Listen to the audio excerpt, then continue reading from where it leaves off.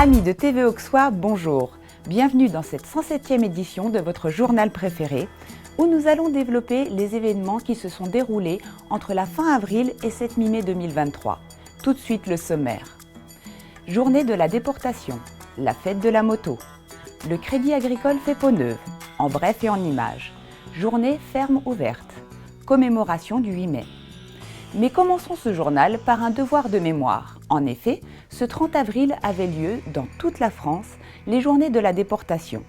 Bligny-sur-Ouche n'a pas échappé à cette commémoration empreinte d'un grand respect et d'une immense tristesse.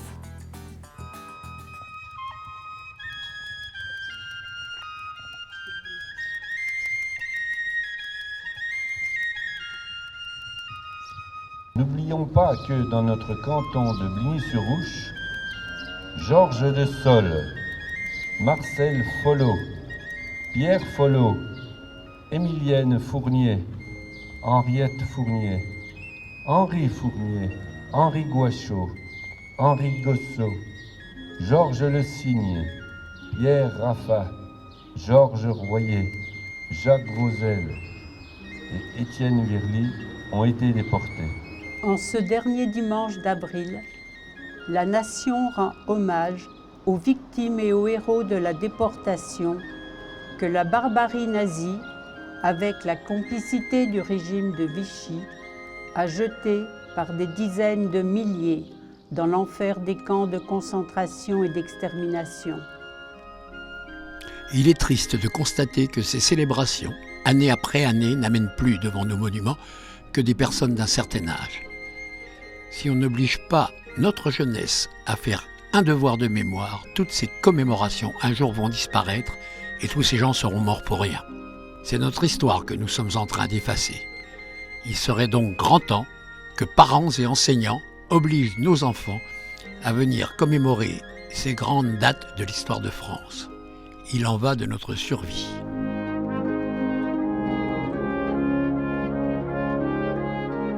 En fin de cérémonie, Denis Miotte, maire de Bligny-sur-Ouche, prêta sa voix à un émouvant texte de Berthe Libers, rescapé des camps de concentration.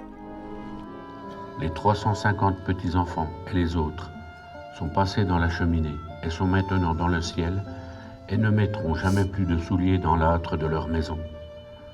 Remerciez Papa Noël, même s'il ne vous a rien donné, puisque l'ogre vous a laissé dans votre petit lit blanc, et priez dans votre innocence que plus jamais ne s'échappe des grandes cheminées la fumée des petits-enfants qui se consument.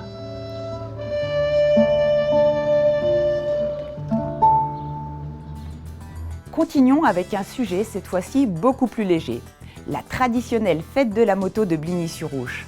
Comme chaque année, ce fut une grande réussite. Motards et badauds étaient ravis des différentes animations créées pour l'occasion par l'association Motorando, dirigée par le dynamique Daniel Dubuet.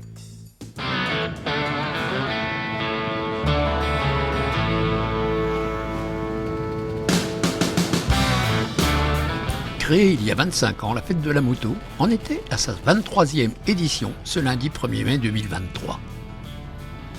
Moto, quad, moto enduro et soleil étaient au rendez-vous de cette belle matinée de printemps.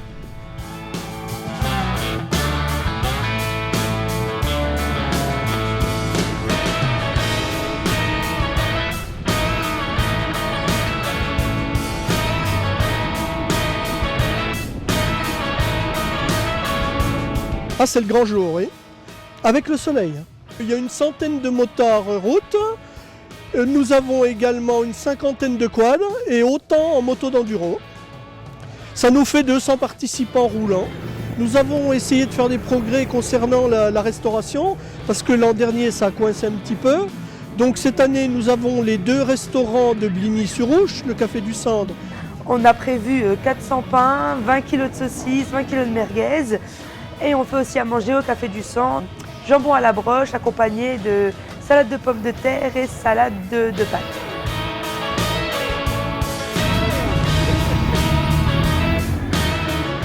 Et l'auberge du Val-d'Ouche. Aujourd'hui, on va proposer les sandwichs américains. On a à peu près 120 kg de frites. On a une centaine de steaks, on a 100 saucisses. et après on a prévu les crêpes pour cet après-midi. Je veux remercier tous les gens qui nous aident à la réussite de cette fête de la moto tous les ans. Ça représente une trentaine de bénévoles.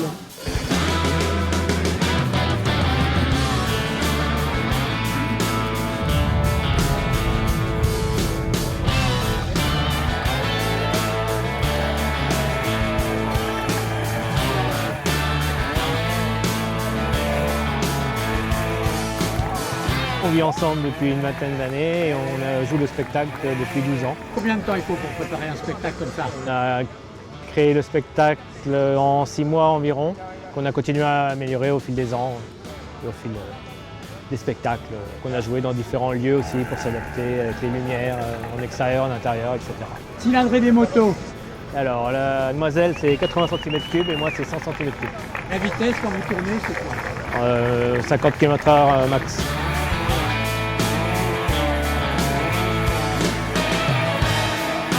C'est la deuxième fois qu'on vient à Bligny-sur-Ouche. On était venu justement il y a 12 ans.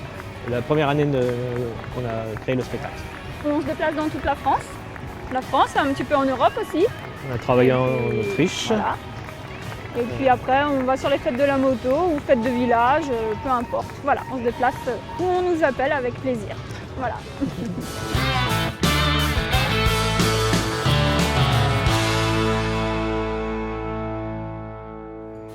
Inaugurée en grande pompe, l'agence du Crédit Agricole de Pouilly-en-Auxois laisse un goût amer dans la gorge des Bellinéens qui, eux, ont vu leur agence disparaître sans espoir de retour. C'est pourquoi TV Auxois lance une pétition.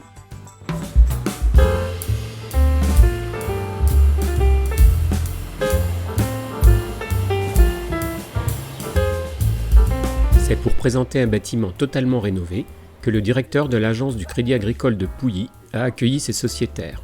Ceux-ci ont ainsi pu découvrir des locaux clairs, agréables et fonctionnels. Espaces de travail ouverts, bureaux individuels, halls d'accueil et même salons d'attente. Tout a été pensé pour des conditions d'accueil et de travail optimales.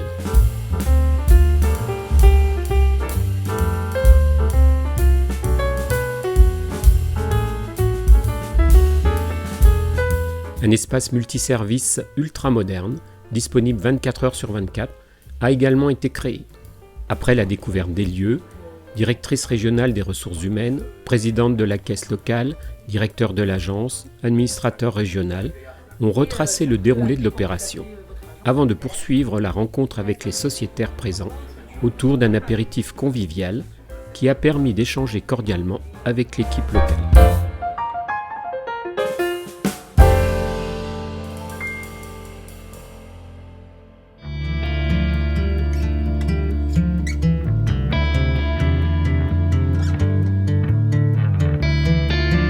Merci à l'agence de Pouilly-en-Auxois du Crédit Agricole de nous avoir invités à l'inauguration de ces nouveaux bâtiments.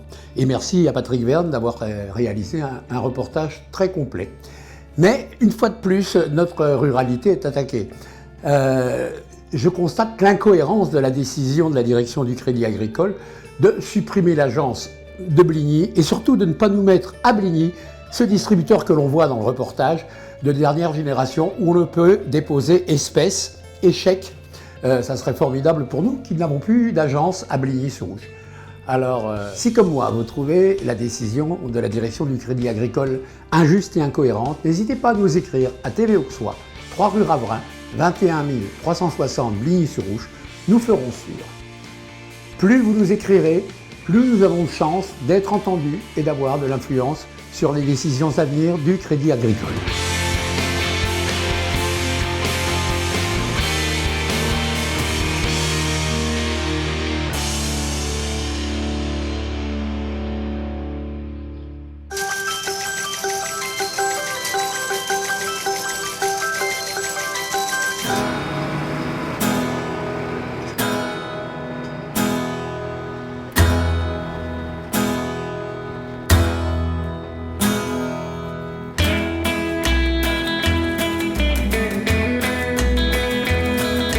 Mission accomplie aujourd'hui, donc l'arrivée d'une nouvelle acquisition au CFVO. C'est un wagon qui a fait toute sa carrière à la SNCF, qui date des débuts du siècle dernier.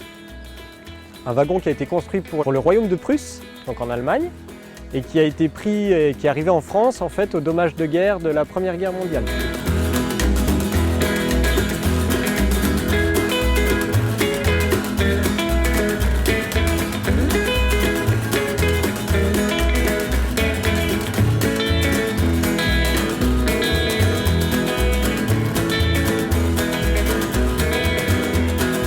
Le but, c'est de pouvoir le réaménager aujourd'hui en boutique et puis en espace de stockage ici à Bligny, tout en gardant le côté authentique d'une pièce ferroviaire qui retourne dans son état naturel.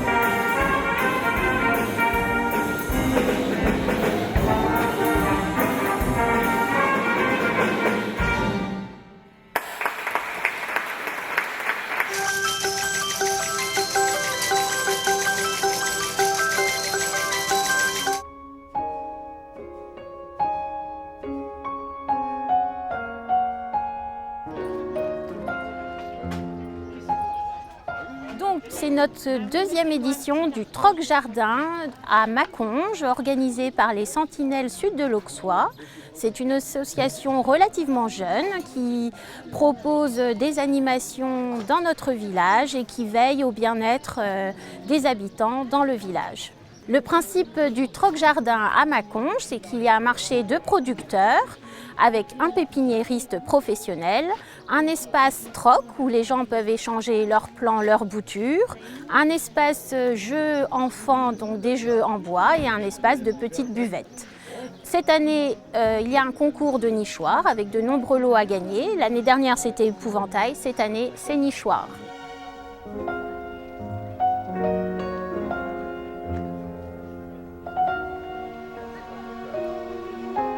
L'association Les Sentinelles Sud de l'Auxois veille notamment vis-à-vis des nuisances sonores qu'il peut y avoir vis-à-vis du circuit. La communauté de communes essaye de faire des efforts en ce sens, mais les habitants et donc les membres de l'association doivent être vigilants parce que souvent, il y a des excès au niveau des nuisances.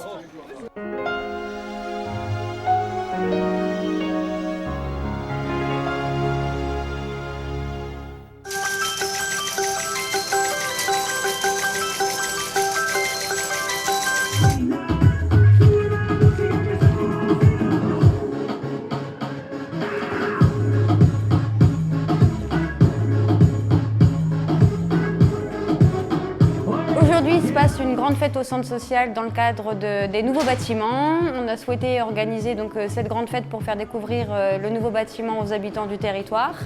Donc pour cela, on a organisé plusieurs activités, plusieurs animations pour que cette fête soit la plus conviviale possible.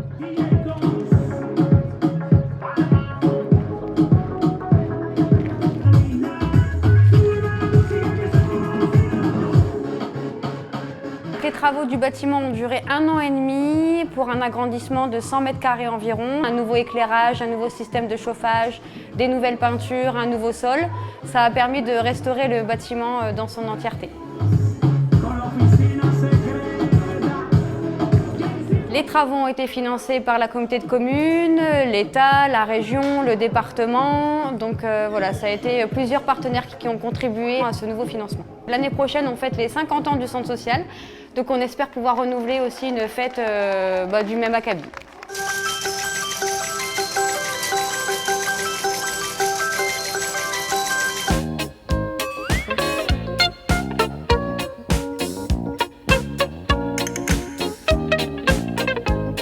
Vous commencez un marché nocturne à 15h, vous trouvez ça normal ou? Alors on commence un marché nocturne à partir de 15h jusqu'à 22h. Et on profite un peu du soleil quand même.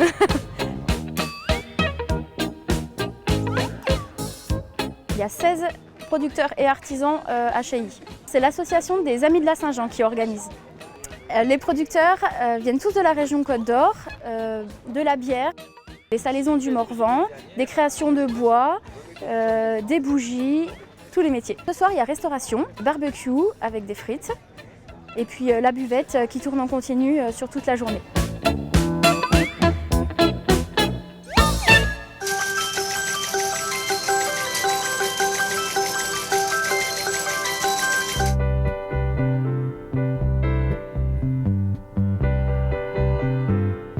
Amis de TV Auxois, bonjour. Petit point sur les aventures de notre association TV Auxois. Comme on en a pris l'habitude, le vendredi 26 mai à 18h aura lieu notre assemblée générale dans la salle de réunion de l'espace Gabriel Moulin, dans les locaux de la communauté de communes à Bligny-sur-Ouche. Nous comptons sur vous, elle sera suivie naturellement du pot de l'amitié. Nous y débattrons des comptes, nous vous présenterons nos futurs projets. Deuxième chose, je vous avais parlé il y a quelques semaines d'une reconnaissance d'intérêt général. Eh bien, c'est pas gagné. Je me suis cassé les dents. Je viens de demander au directeur des services de la communauté de communes, Benjamin Bastard, de m'aider. Lui non plus n'a pas trouvé un interlocuteur valable pour nous orienter. Donc nous avons mis dans la boucle notre député, Didier Paris, qui j'espère, lui, solutionnera l'affaire. Continuez à nous regarder. Je sais que vous aimez notre petite télévision. Faites-nous le savoir par quelques mails, ça nous encourage. À très bientôt.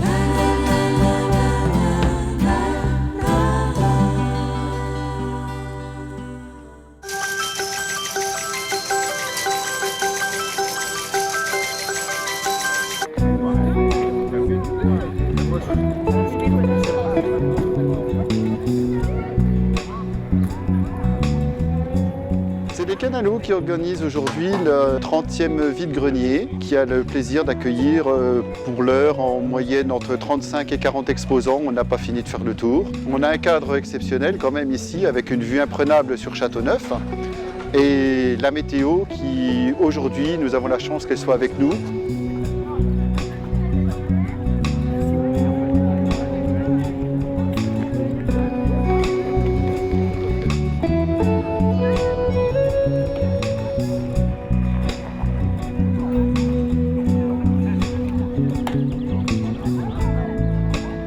Canalos vous donne rendez-vous pour les gens de Vannes, notre méchoui le 14 juillet et surtout notre grosse fête du 15 août avec feux d'artifice et balles comme d'habitude.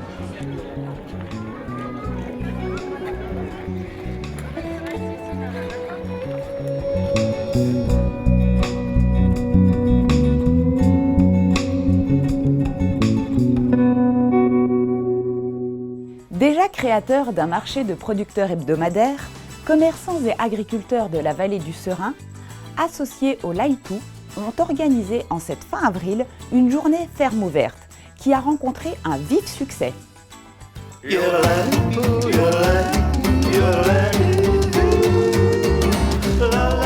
Le Laïtou s'est associé à cette manifestation rurale afin de mettre en avant les producteurs locaux de la vallée du Serein qui forment une association et qui sont situés donc à Mont-Saint-Jean, à Méret, commune de Mont-Saint-Jean, à Marcilly-Ogny et à Beuret-Boguet. Ça fait 6 producteurs, dont 2 maraîchers, un fournil, une éleveuse de bovins et un éleveur de foie gras, ainsi qu'une chevrière.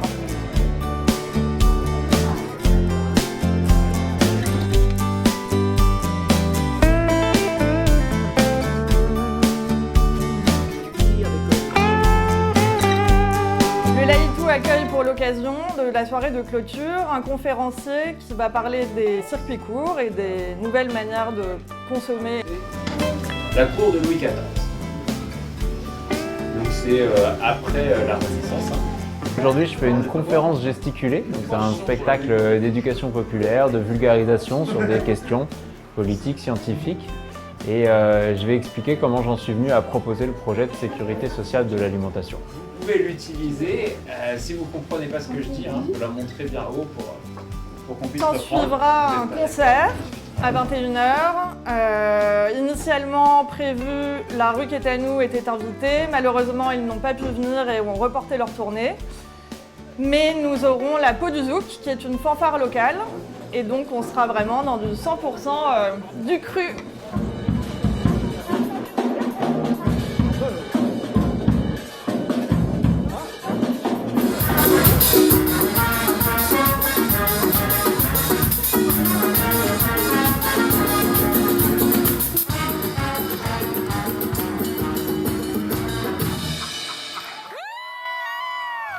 Quelques changements ont eu lieu au sein de notre communauté de communes.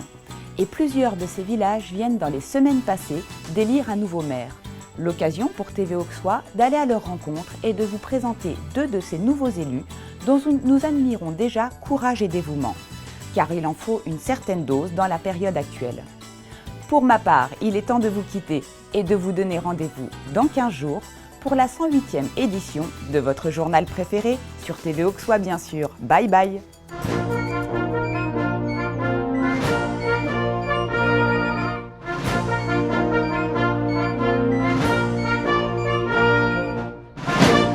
Contrairement à nos amis de la capitale, nous n'avons eu aucun mal à nous rendre sur les lieux des différentes cérémonies qui se déroulèrent sur notre territoire pour commémorer le 8 mai 1945.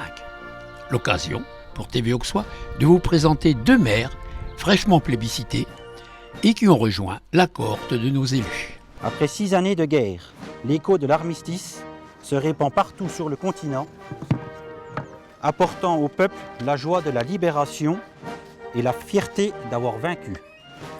Après 6 années de terreur, la lumière se lève enfin sur tout un pays, révélant à la fois l'opprobre de ceux qui l'ont collaboré et le courage de ceux qui ont résisté pour permettre la victoire. Souvenons-nous, enfin, du sang versé. Il fut le prix de notre liberté. Mourir pour que d'autres puissent vivre libres. C'était le prix exorbitant dont plus de 10 millions de soldats alliés se sont acquittés. Gazo Marcel, mort pour la France. Valo Émile, mort pour la France. Bertrand Georges, mort pour la France. Louis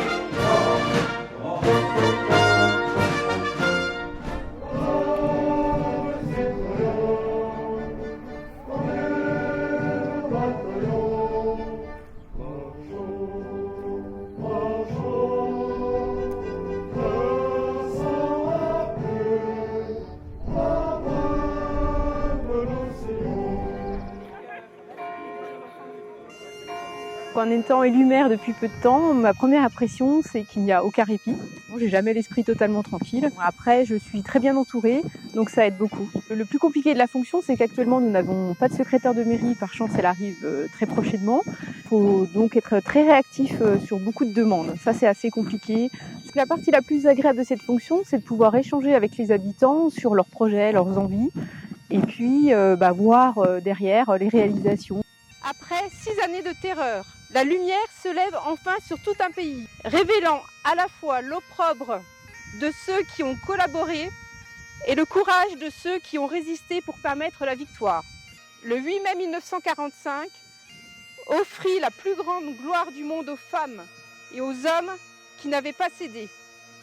La victoire leur offrit la liberté. Vive la République, vive la France. Quand cette journée commémorative du 8 mai, c'est vrai que le contexte international peut nous inquiéter. Après, je me dis qu'à une époque, on a surmonté des épreuves, donc il faut toujours être optimiste. Optimiste, mais pas optimiste BA, optimiste critique. J'espère que les jeunes ont bien cela en tête. Essayez d'avoir plusieurs sources d'informations. Et c'est comme ça que je pense on peut surmonter les épreuves.